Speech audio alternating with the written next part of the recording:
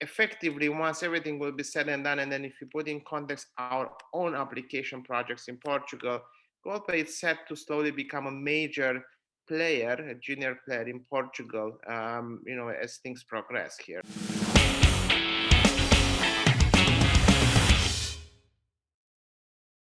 So good day, everybody, and welcome to Spotlight Mining once again with myself, Liam Hardy, and again, friend Katalin Kilofliski. How you doing, Katalin?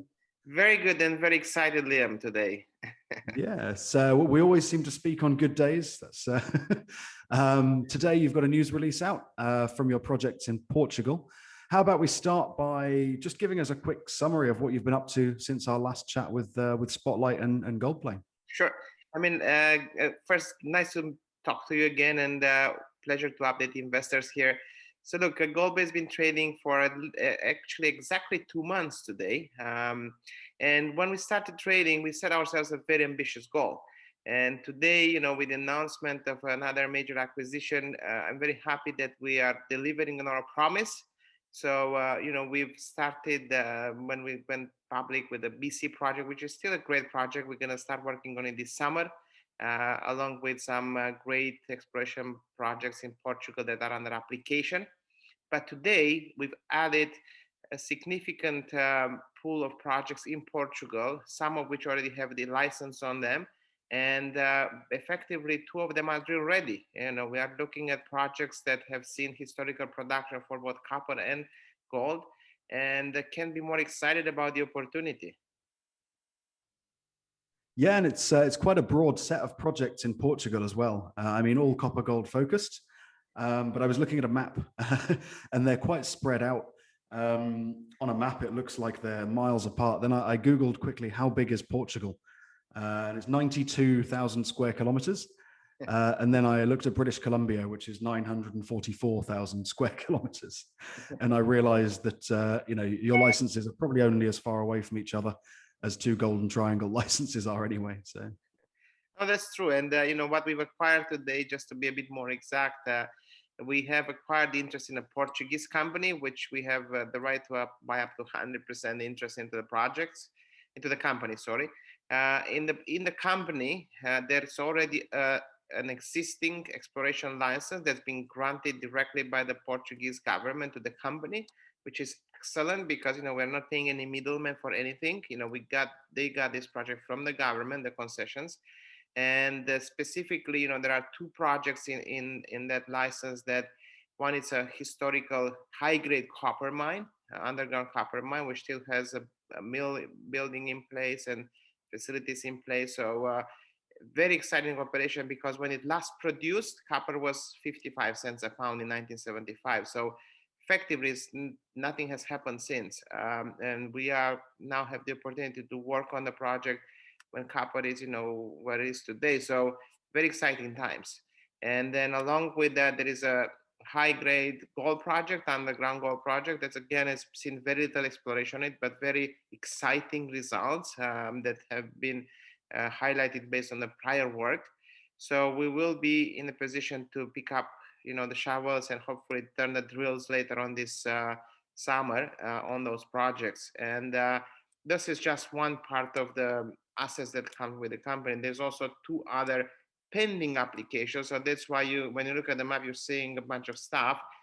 So it's really the existing projects which are already granted, and then 2 more that are pending to be granted. So, effectively, once everything will be said and done, and then if you put in context our own application projects in Portugal, Goldplay is set to slowly become a major player, a junior player in Portugal, as things progress here. So, we're going to keep our focus on BC, and we're still very confident about, making hopefully a nice discovery there, being in the Golden Triangle in a project that's really never been worked on, and us being the first to do the work on. So that remains an important asset. But Portugal, with a suite of things going on, slowly will build up to be a significant exposure for Goldplay as things move forward. Yeah, and something that grabbed me about your news release this morning was the price you paid for those projects in Portugal. Now, I think a lot of people know I've been shopping for copper projects in Europe, and you got a very good deal on those. Yeah. So what was the process you went through there? Like, it's a company that you've worked with before. You know the guys? Or? Look, it's all about, I think, track record and people, right? We've all been in the space, talking about myself and the people in the board, and actually my exploration manager in Portugal. To remind people, Jose Mario Branco is our exploration manager, but this is the same guy that ran Lundin Mining, the big Lundin Mining operations, exploration-wise, in Europe for 7 years. So it's really a matter of the right contacts and the right relationships, right? Even the people we are buying the projects from, they are actually a very solid group of mining and businessmen guys in Portugal. So it's really finding the right people and the right opportunities and partnering with those guys, right? So we're very fortunate that now we can actually leverage our relationships, and that's our strategy from the beginning. If you go back, a couple of weeks ago, we announced the appointment of an advisory board, and look at the people there. We have the CEO of Skina Resources, billion-dollar company, as the chairman of that. Why? Because those are the people we need to have around us to open the right opportunities and help us grow, help us achieve our objectives to become a successful company.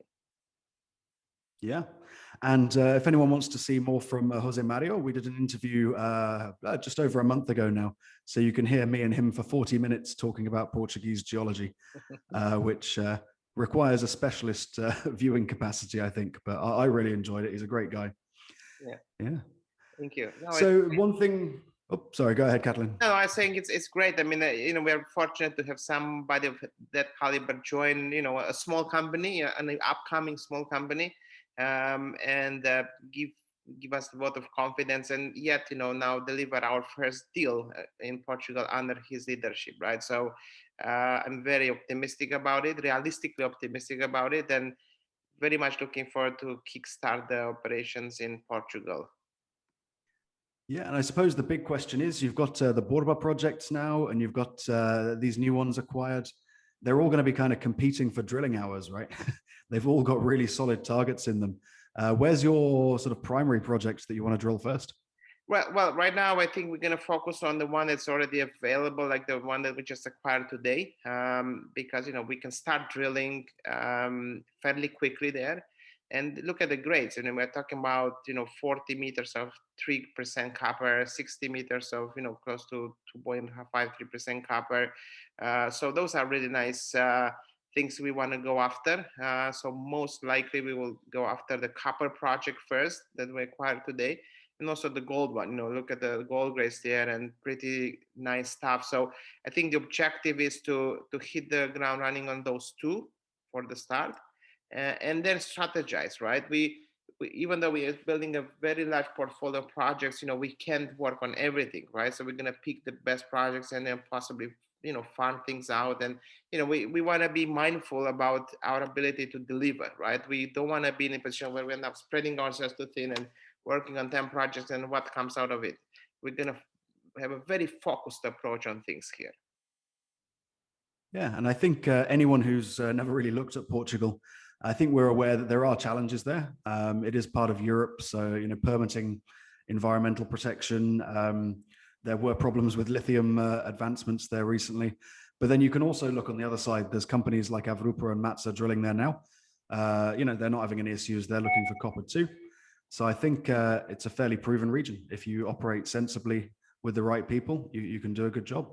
And just to add to that, actually the seller of those projects, he has just permitted last year a new mine in Portugal.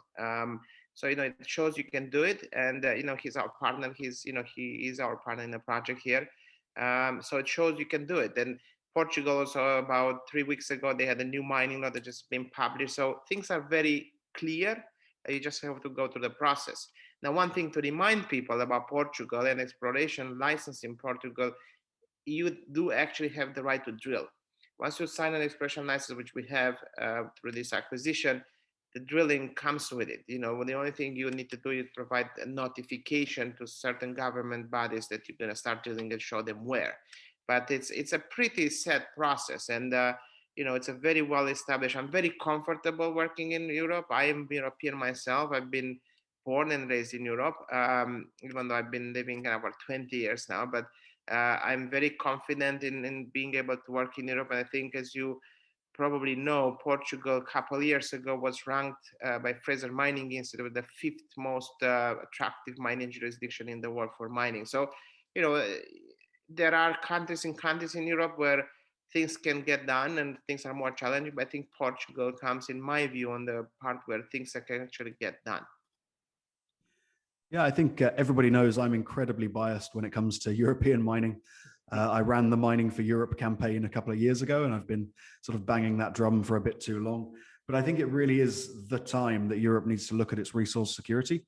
We're using tons, millions of tons of copper. All of it's being imported, apart from a little bit from Portugal already, and reserves that are depleting in Poland.